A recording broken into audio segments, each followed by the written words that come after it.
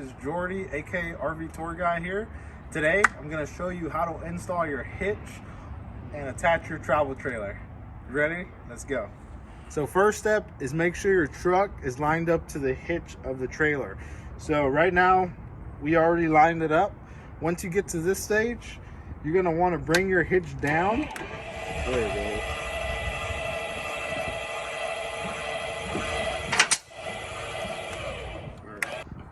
Alright guys, so once we got the hitch locked on and it's already on the truck, what you're going to want to do is slide your bars into the onto your hitch and make sure that the holes are lined up, because you're going to have to put this pin in here and lock it in, right?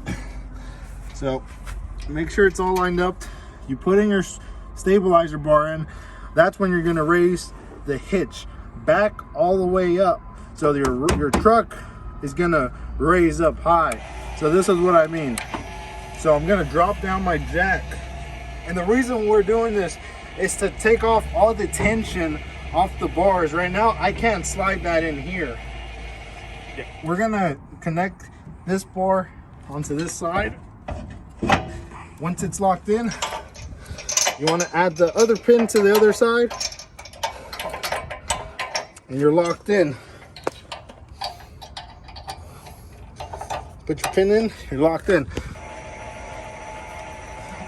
So now that you got your stabilizer bars on, you got the jack coming up, now you need to add your 7-way connection and make sure your safety chains are on your towing vehicle.